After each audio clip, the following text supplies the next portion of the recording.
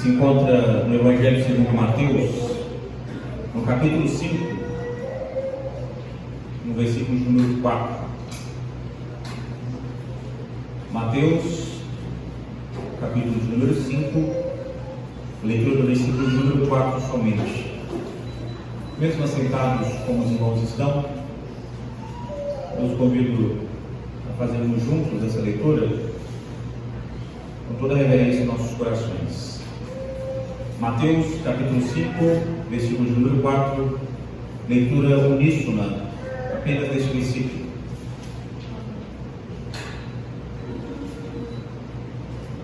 Diz assim a palavra de Deus, todos juntos: bem-aventurados os que choram, porque serão consolados.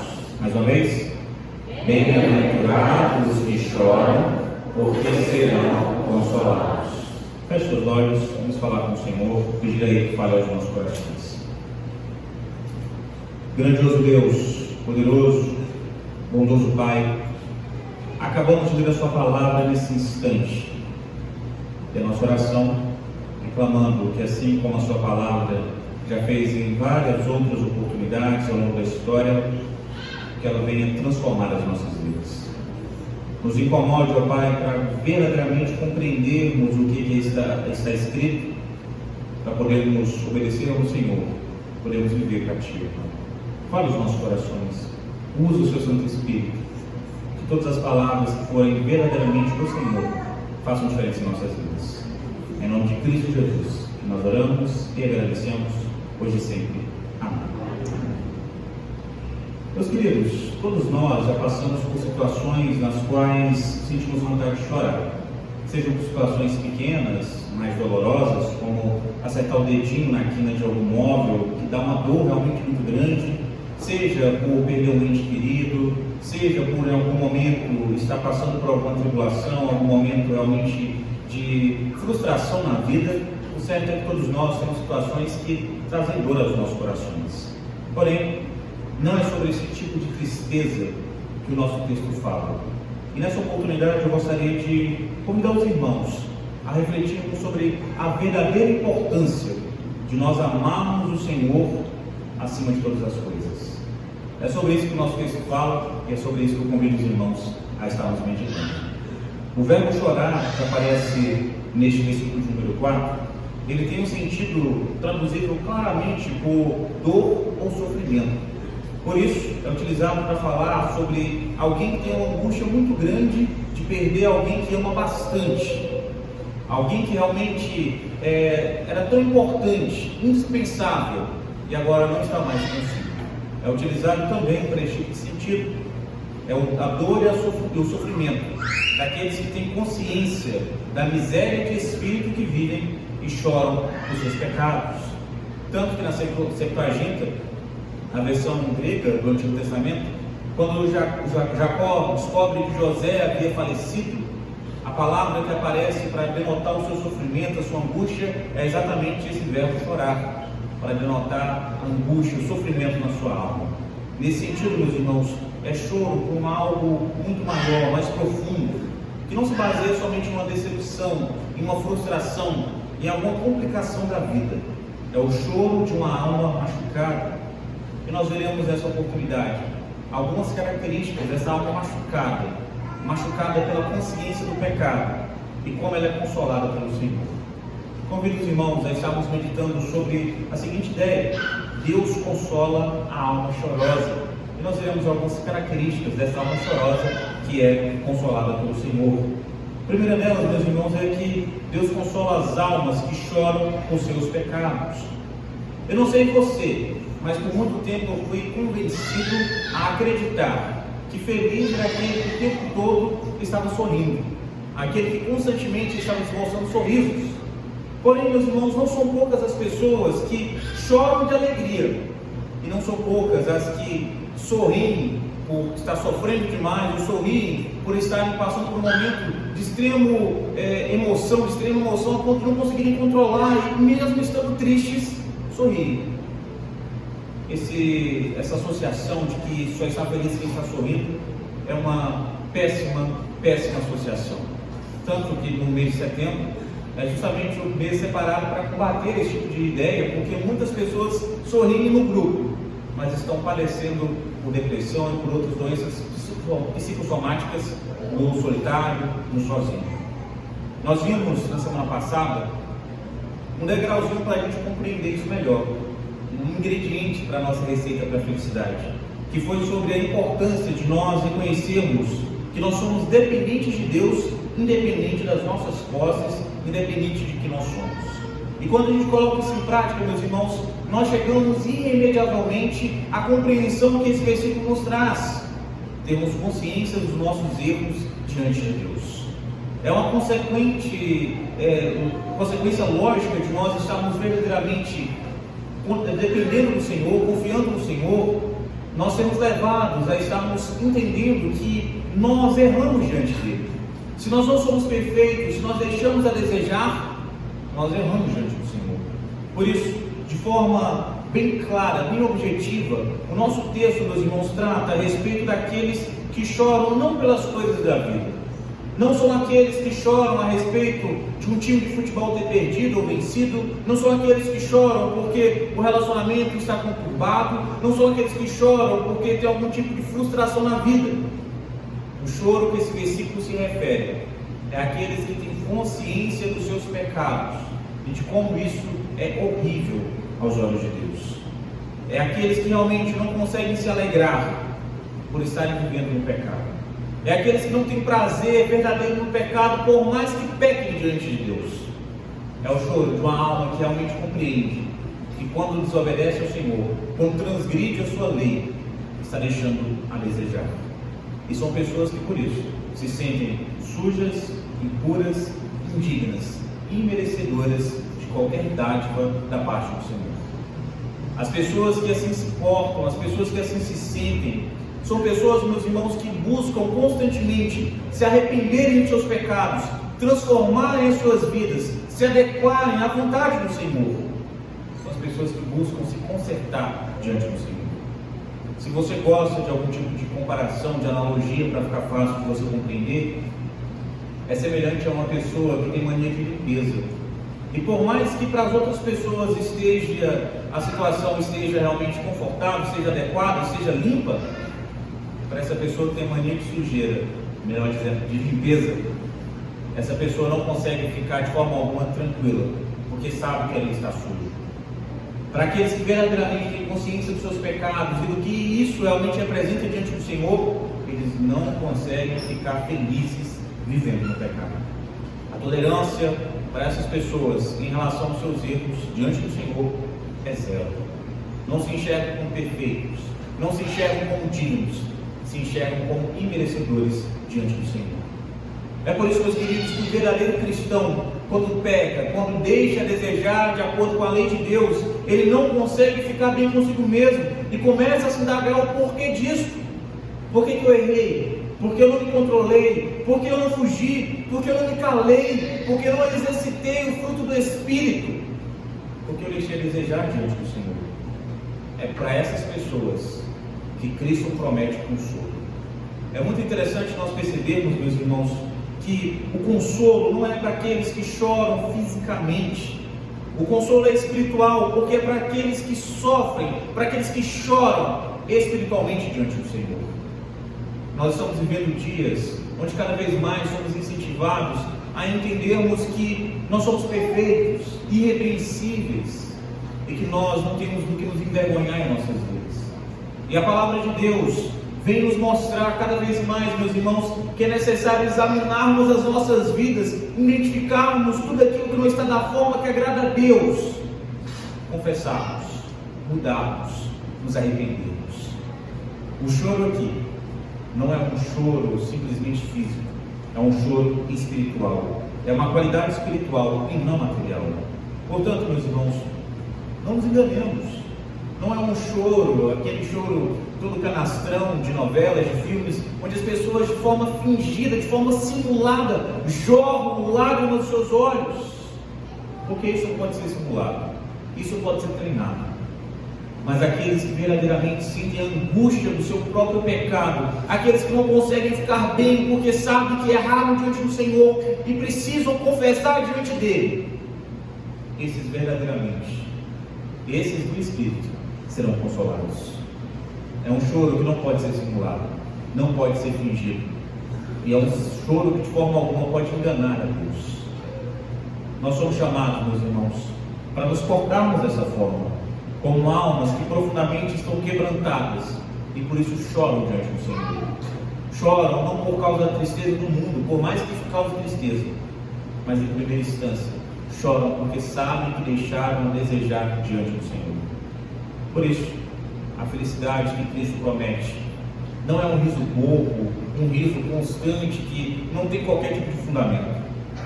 A felicidade que Cristo promete é o resultado de um coração em paz, porque confessou a Deus o seu pecado, e porque por mais que o seu coração estivesse triste por causa do erro, é consolado pelo Senhor.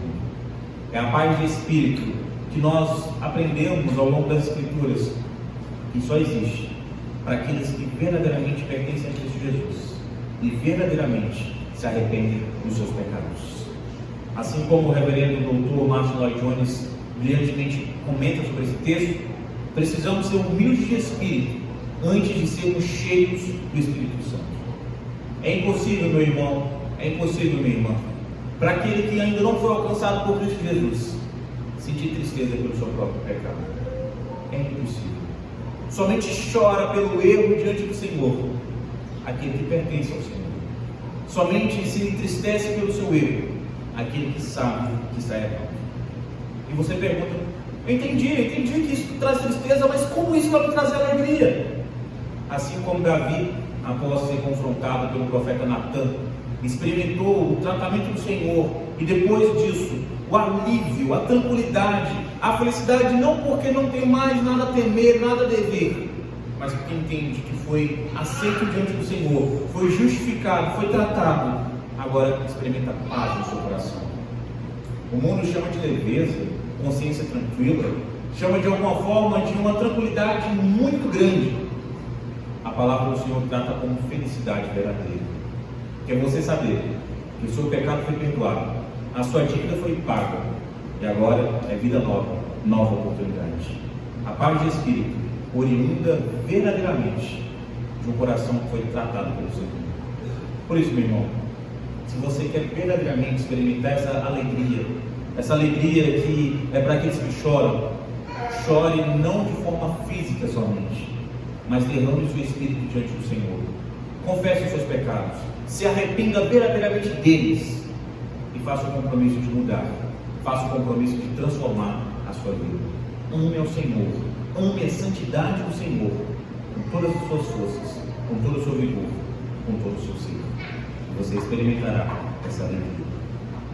Além disso, meus irmãos, além de compreendermos que essa promessa de consolo é para a alma que tem consciência do seu próprio pecado, é também a promessa de que Deus consola as almas que choram pelos pecados do mundo. Certamente você se lembra de um vídeo que, no meados da década passada, virou um viral na internet, no qual um menininho via o seu irmãozinho matando uma formiga e se desesperava de forma absurda. Ele chorava de forma torrencial porque o seu irmão havia matado uma formiga, e ele sentiu uma empatia tão grande por aquele inseto que fora morto, que ele chorava e chorava e chorava. Tadinho dela, tadinha dela, você matou a formiguinha. É esse o sentido de empatia que nós somos encorajados a desenvolver em nossos corações através dessa bem-aventurança, mas não no sentido físico somente, no sentido espiritual. Quando nós damos continuidade ao entendimento, meus irmãos, que devemos ter consciência do nosso pecado e de como isso é nojento, e de como isso entristece ao Senhor, nós somos levados também a estarmos colocando diante do Senhor as necessidades do nosso próximo, não no sentido físico somente, mas no sentido espiritual. Quando nós assimilamos verdadeiramente o significado do pecado, meus irmãos, quando nós assimilamos o sentido que é uma pessoa viver no pecado, é impossível para nós não termos o nosso coração contristado, apertado, por vermos alguém entregue ao pecado, vivendo de forma cada vez mais decadente, de de forma cada vez mais promíscua no pecado. Agir com empatia para com os outros envolve, nesse sentido, se doer, até por aquele que não se dói pelo seu próprio pecado. A dor que aqui expressa não é compaixão somente, não é pena, não é. É sentir realmente uma angústia profunda, sentir realmente uma tristeza profunda por ver alguém dominado pelo pecado. Refere-se a chorar no seu íntimo, por ver uma vida totalmente indigna, pautada nos prazeres da carne, na podridão dos prazeres. É sentir-se triste por ver um homem entregue à bebida, uma mulher entregue às drogas, um homem ou uma mulher entregue à prostituição e sendo felizes de forma exterior ao estarem fazendo isso. A tristeza, meus irmãos, é por vermos o quanto o pecado degrada o ser humano. A tristeza é por vermos como o pecado destrói a humanidade, de como o pecado realmente traz prejuízos para todos os seres humanos. Essa compreensão abrange tantas pessoas próximas a nós, como também as pessoas que não estão próximas a nós, como a totalidade do mundo, na qual nós podemos perceber os efeitos noéticos, os efeitos do pecado na mente do homem, onde nós percebemos grupos extremistas matando outros seres humanos, simplesmente porque não concordam com eles, onde vemos homens, mulheres, pais, mães, tirando a vida dos seus filhos, porque não querem qualquer tipo de compromisso, qualquer tipo de responsabilidade. Isso dentro da barriga da mãe, isso fora da barriga da mãe. É muito triste para nós, meus queridos, percebermos essas coisas, e o verdadeiro cristão não consegue deixar de chorar no seu íntimo por perceber essas coisas e ver que o mundo está tomando por causa do pecado, tanto próprio como por causa do pecado do mundo inteiro. É nós percebermos, meus irmãos, que nós, cada dia mais, se não for pela misericórdia de Cristo Jesus, seremos realmente tragados pelo pecado. Se não fosse a graça de Cristo sobre as nossas vidas, nós estaríamos em semelhança a eles, seremos entregues a toda sorte de concupiscências da carne. São situações que fazem realmente as nossas almas chorarem em razão das atrocidades que o ser humano é capaz, movido pelo pecado. Você não precisa pensar muito. São momentos históricos, meus irmãos, como por exemplo o Holocausto dos judeus. O quanto o ser humano foi capaz de sujeitar o seu semelhante a uma condição tão indigna, mas tão indigna, a ponto de tratá-los como se fossem inferiores aos animais, inferiores à raça humana. Cenas como os atentados do 11 de setembro, que fazem-nos realmente ficarmos tristes por tantas famílias que foram ceifadas nessa oportunidade por causa do pecado no coração do homem. São situações que nos fazem estarmos com o coração apertado, pequenininho, bem pequenininho mesmo, e sermos lembrados da misericordiosa consolação, da compaixão do Senhor para as nossas vidas, a não permitir que fôssemos nós cometendo tais atos, e não fôssemos nós sofrendo tais atos também, meus irmãos. São momentos nos quais nós exercitamos a nossa gratidão, e ao mesmo tempo choramos diante de Deus. O que Jesus nos ensina, meus irmãos, é que aqueles que verdadeiramente pertencem a Ele sofrem pela dor do próximo, aqueles que choram pelas lágrimas dos outros, esses sim receberão o consolo do Senhor. É o choro dos que amam verdadeiramente o próximo como a si mesmo, a tal ponto de que sentem os seus corações quebrados, esmigalhados, por ver a degradação de uma pessoa que vive no pecado, mesmo que essa pessoa não tenha consciência dos seus próprios pecados. É horrendo pensarmos, meus irmãos, em como o pecado destrói famílias, indivíduos, cidades, países, em como o pecado destruiu a humanidade. É horrível para nós imaginarmos como as pessoas têm prazer na vida no pecado. Não há possibilidade de um verdadeiro cristão ficar indiferente, ficar totalmente indiferente a essas situações e achar que é problema do outro, achar que não tem nada a ver conosco e levar a sua vida como se não estivesse de forma nenhuma inserido nessas situações. São esses momentos que nós somos levados a nos preocuparmos com o nosso próximo, a nos sentirmos realmente machucados por eles serem machucados, Percebe como essa bem-aventurança não é focada em nós, no nosso preenchimento, mas no nosso esvaziamento diante do Senhor, de modo que a nossa angústia, que a nossa frustração, que a nossa tristeza é realmente em razão não da nossa própria vida, mas do nosso próximo e do mundo no qual nós vivemos. Não é possível, meus irmãos, que um cristão verdadeiro se alegre com a morte de outra pessoa, por mais que essa pessoa aos nossos olhos mereça. Não é possível que um cristão fique feliz pela perda material de outra pessoa, por mais que aos nossos olhos essa pessoa mereça. É nós olharmos para o nosso próximo com o olhar que Deus olhou para nós, mirou para nós, de graça e de misericórdia, não tratando como nós merecíamos. Não conceder, meus irmãos, a alegria de vermos alguém numa situação degradante, por mais que essa pessoa, aos nossos olhos, mereça. Mas você pergunta: entendi isso, mas como isso me faz feliz? Como isso me proporcionará alegria? Através da grata satisfação de saber que ceder o coração para chorar pelo próximo deixa muito, mas muito espaço livre para que o Senhor nos console e seque as nossas lágrimas. Assim como Ele promete no livro do Apocalipse extirpar do olho toda lágrima, todo motivo do choro, haverá um tempo, meus irmãos, que no retorno de Cristo Jesus, ao sermos glorificados, nós não teremos mais motivos para chorar, seja por nossas vidas, seja pela vida do nosso próximo. A felicidade que aqui é descrita não se baseia em juntar algo sobre a terra, não se baseia em alguma vantagem que nós possamos apresentar enquanto estivermos sobre a terra. A felicidade que aqui é descrita começa aqui na terra, com toda certeza, ao nós sermos constantemente recebemos do Senhor a sua graça e a sua misericórdia, e dividimos isso com o nosso próximo, com pessoas que, assim como nós, precisam. É compreendermos, assim como Antoine de Saint-Exupéry define seu livro, O Pequeno Príncipe, que o essencial é invisível aos olhos. É de fato compreendermos que a felicidade não está em algo palpável.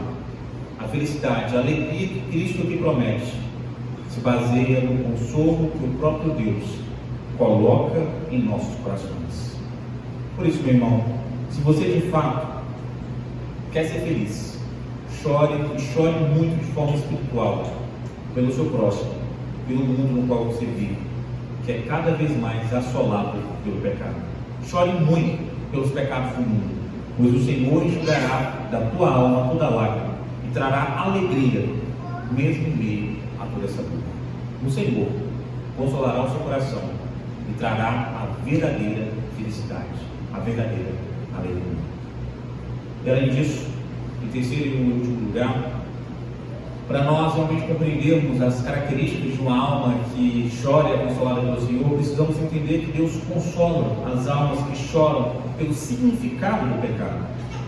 Eu não sei vocês, mas quando eu era criança, eu não suportava, não admitia que falassem mal dos meus pais. Se falasse alguma coisa da minha mãe ou do meu pai, eu estava pronto para brigar. Eu não aceitava, era inadmissível alguém macular a santidade dos meus pais. Assim começava. Uma pessoa tão santa, tão honrada, tão digna, ninguém pode falar mal deles não. Não aceito, estava pronto para tirar satisfação. E eis o ponto, guardado as devidas proporções, que essa bem-aventurança também traz para as nossas vidas, de compreendermos o significado do pecado e também o significado disso diante do Senhor.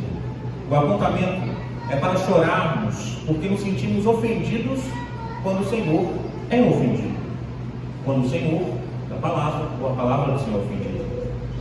Se ainda não ficou claro para você, pecado é tudo aquilo que você faz, fala ou pensa que não está de agrado com a lei do Senhor, ou transgride a lei do Senhor, e consequentemente ofende ao Senhor. É o que nós aprendemos na oração do Pai Nosso, quando fala sobre dívidas, ou dependendo da sua versão sobre ofensas, é exatamente esse sentido. O pecado é uma ofensa, o pecado é uma transgressão diante do Senhor, e por isso traz realmente ofensa a Ele. O espírito do verdadeiro cristão se dói por esse significado, porque ele ama a Deus acima de tudo e de todos, a ponto de realmente ter o seu coração machucado por compreender o quanto o o pecado ofende a Deus. Meus irmãos, nós temos ao longo do tempo sendo ensinados muitas vezes que uma quantidade pequena de pecado não tem problema, que dependendo do pecado é só passar o pão, está tranquilo, segue a vida, não tem problema, não precisa de arrependimento. E Cristo Jesus nos ensina que o pecado como um todo deve ser rejeitado pelo homem. O homem deve fugir do pecado, deve evitá-lo com todas as suas forças. Por isso, a dor que o verdadeiro cristão sente pelo significado do pecado é algo incontrolável, impossível de ser escondida ou disfarçada. É a mesma coisa de uma criança que ouve falar sobre os seus pais e não gosta, e não consegue disfarçar, fica se tremendo toda, porque a dignidade daqueles que ela ama foi tocada, foi ofendida. Este choro, meus irmãos, é centrado em Deus e não em mim. Nós já vimos sobre a questão da pessoa que não tem consciência do seu pecado. Essa área abrange a consciência de que Deus é ofendido pelo pecado do homem. Não é simplesmente nós temos consciência de que é errado, é verdadeiramente nos sentimos ofendidos, porque Deus foi ofendido. Isso é melhor compreendido quando nós colocamos em prática da seguinte maneira: você se recusa a permanecer em um ambiente onde Deus e a sua palavra é motivo de chacota, de zombaria, onde as pessoas riem, tripudiam da palavra do Senhor e do Senhor da palavra e acham a coisa mais normal possível. Mas muitos cristãos, ao invés de fugirem, ao invés de se ausentarem desta roda de escarnecedores, eles fazem contribuir, fazem coadunar, fazem realmente a participar destes momentos. Nós não temos que compactuar, meus irmãos, com aquilo que machuca quem amamos de verdade. Nós não conseguimos dessa forma. Basta que você troque. Você que já é pai, você que já é mãe, tenho certeza que se falar mal de você, está tranquilo demais. Mas se falar dos seus filhos, você vira uma onça, né? Vira um bicho, porque não pode falar dos seus filhos.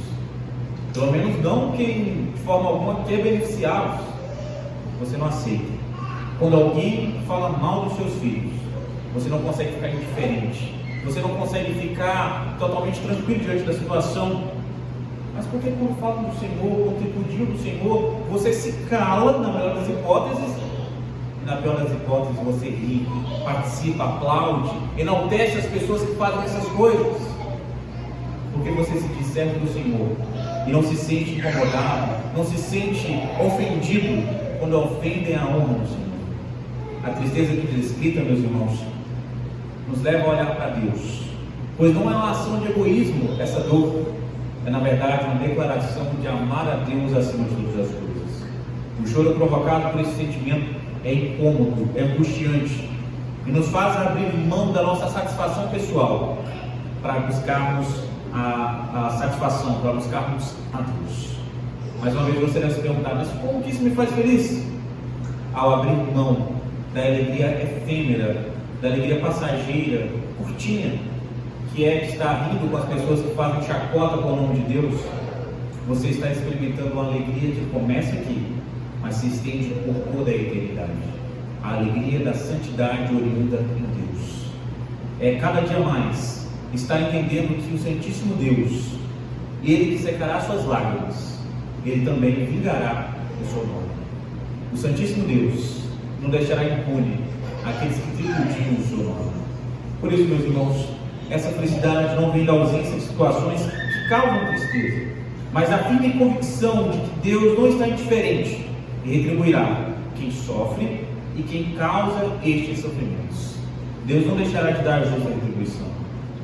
Por isso, compreenda: essa bem-aventurança trata do homem que é feliz por abandonar as falsas alegrias do pecado. É um alerta para as nossas vidas, para avaliarmos o que de fato tem nos feito sorrir, o que de fato tem trazido alegria aos nossos corações, o que de fato tem motivado o nosso choro, o que tem nos trazido tristeza. É o que realmente tem feito com que nós nos alegremos verdadeiramente e verdadeiramente também choremos.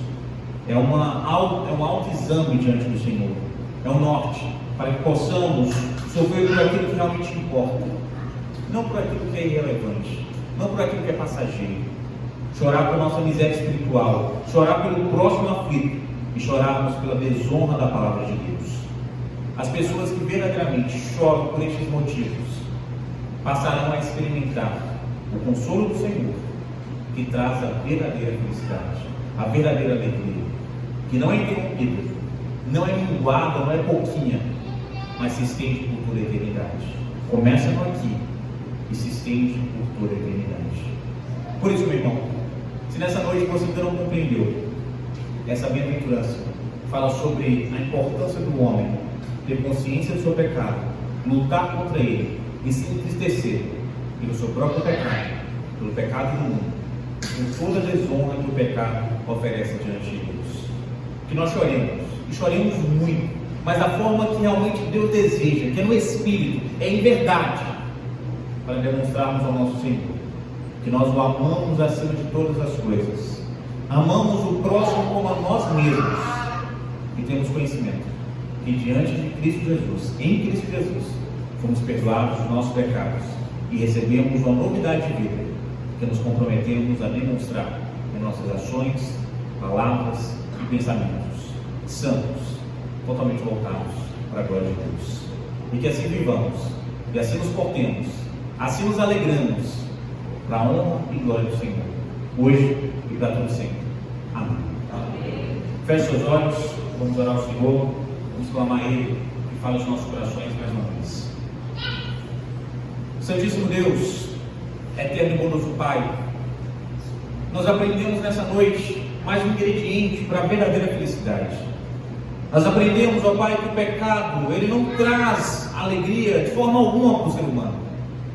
E por isso que nós clamamos, toque profundamente em nossos corações através do seu Santo Espírito, para que os nossos corações chorem pelos nossos pecados, ó Pai, que os nossos corações chorem pelos pecados do mundo e pelo significado do pecado diante do Senhor. Que nós não descansemos, ó Pai, enquanto nós não estivermos com toda a nossa energia, com toda a nossa disposição, vivendo exclusivamente para o Senhor, ó Pai. Tenha misericórdia das nossas vidas. Nos faça viver para o Senhor e unicamente para o Senhor. Não permita que nós vivamos de modo fingido, de modo falso. Que as nossas lágrimas sejam somente externas, somente dos nossos olhos, mas que o nosso chorar diante do Senhor seja de forma espiritual, da forma que agrada ao Senhor. Incomode os nossos corações, nos instrua mais uma vez a buscarmos a santidade que agrada ao Senhor e aquela que nos identifica como os pertencentes ao Senhor. Ó amado Deus, nos ensine a amarmos ao Senhor acima de todas as coisas, o próximo como a nós mesmos, e que o nosso ser, ame a santidade, muito, mas muito além do que nós possamos desejar o pecado. Fortaleça o nosso caminhar para uma vida totalmente voltada para o Senhor e para o que agrada ao Senhor. Que os nossos pensamentos, ações e palavras glorifiquem ao Senhor de forma ininterrupta, Pai. Que nós possamos viver unicamente para Ti. Que cada um dos corações que está aqui nessa noite, ó Pai, que cada um de nós possa viver para o Senhor e unicamente para o Senhor. Que o nosso prazer seja estar vivendo para Ti e para a glória do Seu nome, em santidade, em retidão de vida. Que assim nós possamos viver e assim nós glorifiquemos o Seu nome. Em nome de Cristo Jesus, nós oramos e agradecemos, hoje e sempre. Amém. Amém.